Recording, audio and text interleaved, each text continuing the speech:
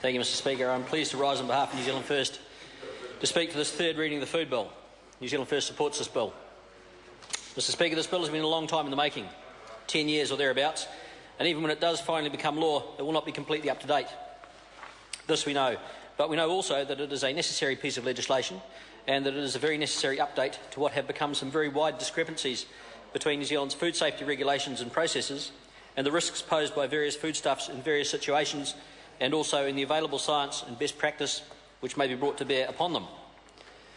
This is a very lengthy and detailed work of law, Mr Speaker. A veritable tome, one could say. A tome but not a tomb. And that is relevant, Mr Speaker, because a tomb is where we will all wind up if we get it wrong with regards to food safety. And the SOP brought by the Minister, the current Minister, who has inherited this process and brought it to this point of fruition, is larger still. 400 pages or thereabouts.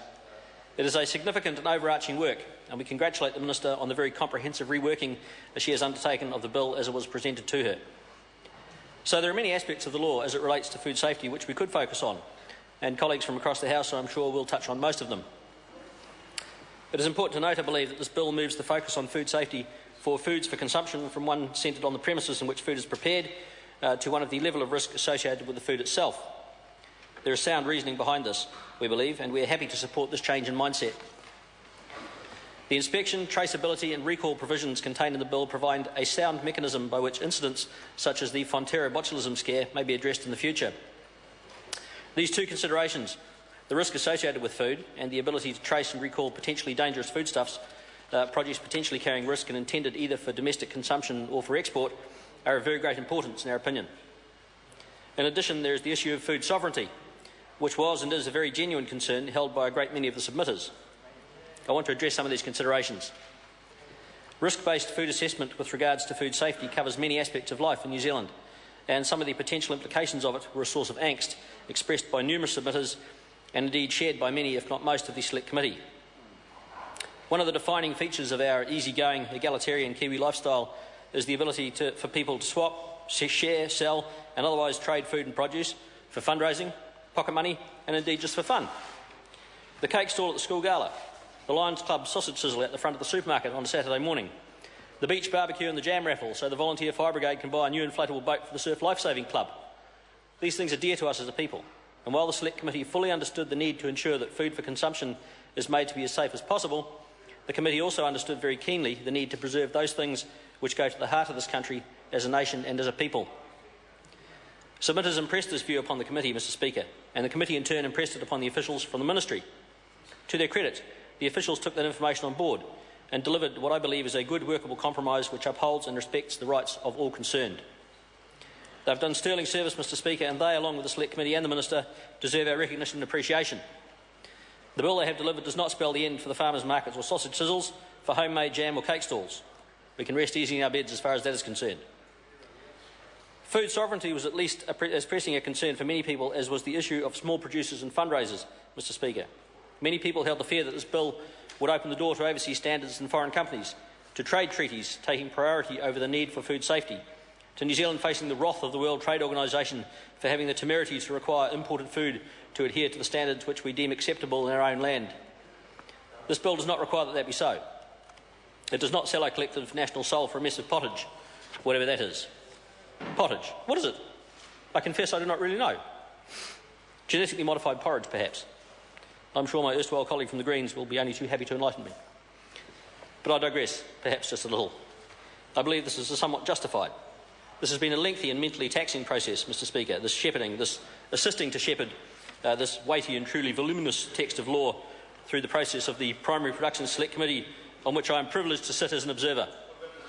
A more fine and august body of men and women it would be a challenge to find, Mr Speaker, even from amongst such a splendid assemblage as we find ourselves in the presence of here in this House. But shepherded it has been, and here we now find ourselves. The sovereignty of New Zealanders' daily bread is not at risk from this bill. It may well be that some other insidious legation, perhaps one being crafted behind the closed doors of the TPP, may come to threaten our right to self-determination in that particular manner. Time will tell. But it is not this bill which is of concern in this regard. The bill is not perfect, Mr Speaker. There are some things which it could have done but which it will not be doing.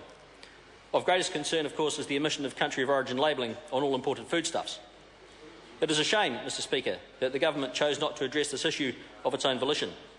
It could, and indeed should, have been an integral part of a bill intended primarily to address the safety of the food that we eat. Knowing where that food comes from is a fundamental part of that question, I would contend. It is a shame the government further chose to disregard the very fine SOP on the matter in the name of the Honourable Damien O'Connor and the also very fine SOP in the name of Stephen Browning. It is a shame that the government instead chose to put the issue of country of origin labelling in the too hard basket. Other countries have it. Australia has it. It does not appear to be too hard for the Aussies, Mr Speaker. Perhaps Australians are a brighter bunch than this national government. I am partially encouraged by some indications from the Minister that she may be thinking of looking at smart applications for the listing of origin labelling information. This would be a logical step. There is some truth in the argument that many food products contain ingredients from a number of different source countries, and further that processing itself may take place in more than one jurisdiction. There will undeniably be a very great deal of information pertaining to the origins of some foods, but that is not, in our view, a sufficient reason for effectively withholding that information from the consumer. Technology exists now which can make the paper trail available, and we would contend that such technology could and should be being used now.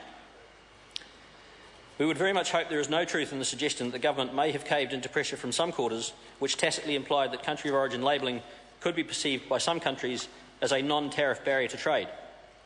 I would suggest in response, Mr Speaker, that any such positioning from another country would only serve to reinforce the need for such labelling. There are some places in this world which I personally seek quite deliberately to avoid when choosing the sources for the food that I eat. I would like to know from the labels on the stuff that I buy whether or not those places are included in the list of ingredients. However, it is not the end of the world, and a future government can always revisit this particular aspect of what is otherwise a fairly sound and reasonable piece of legislation. I will flag right now that this is something which a government in which New Zealand First has influence will indeed be revisiting.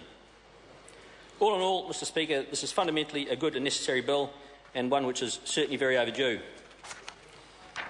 New Zealand First supports this bill, and having voiced such concerns as we do have, I commend it to the House. Thank you. I call Ian McKelvey. Mr Speaker, this bill is one of the most important pieces of legislation that will be passed by this Parliament.